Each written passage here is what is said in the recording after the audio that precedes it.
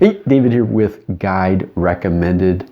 Going to launch a free fly tying class, an online fly tying class. It's going to have videos here on YouTube, and then on my website, Guide Recommended, it will also have downloadable PDFs. Inside module 1 of 5 modules. Subscribe. Be sure you to subscribe. We're going to talk about the different types of flies and then the anatomy of a fly tying hook. We'll step through each one of those. So let's get through the different types of flies. You've probably heard of these or fished with them even. So streamers, dry flies, and nymphs. We'll go through the different parts of the bodies of each. So streamers, you've got the wing on the top of the hook. The tail, obvious, runs off the back of the hook, usually feathers or hair extending off the back. The body, that shank of the hook wrapped with a dubbing or a material. And then the head. Streamers will have, a lot of times they'll have a big head that'll even in fact have eyes or leads or a cone head. So dry flies, the body again, the shank of the hook wrapped with a dubbing, the tail, feathers or fur, hair, hackle, new term. So this is feathers wrapped around the hook. This gives you that flotation that you like so much on the dry fly. We'll talk about hackling.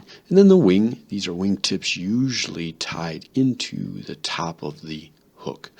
Nymphs, you got the tail, the ribs. This is a wire a lot of times, something to add some variegation to the thorax of the hook. The legs or the gills could be, those little pieces of feather or fur hanging off the bottom. Wing case can be feathers or even a lot of times a plastic like a mylar to make a wing case. Those are the parts of 3 different types of flies. Hey, like I mentioned at the start, please check out that link below to Guide Recommended. It'll have the downloads of this particular lesson, and subscribe. We need you to keep coming back so you can get fully up to speed with this fly tying course. Thanks.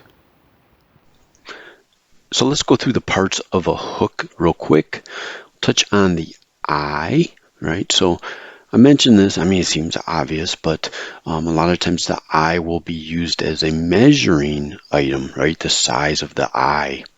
So next after this is when you're beginning out, when you start wrapping your thread on the hook shank is this flat part, you want to stay out of that first little, I'm going to call it an eye length of the shank.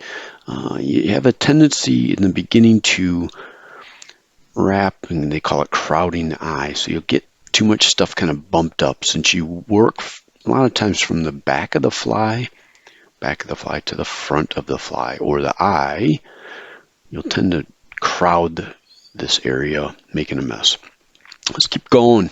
Shank, straightforward. This is the flat part of the hook. You wrap your materials on the shank. The bend, I mentioned this. You'll hear myself and others talk about wrapping back to the bend of the hook. That means stopping there before it starts to sweep down. You want a lot of times your tails to go straight off the back, which means you have to stop at the bend. The gap seems obvious, but this is used as a measuring tool again for hackle, right?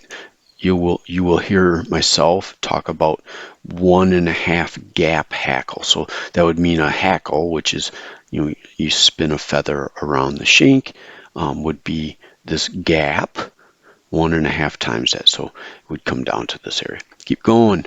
Barb, I mentioned this one, seems obvious, but barbs, you'll hear me talk about wrapping back to the barb of the hook, and then the point, pretty obvious. So that is the parts of a hook.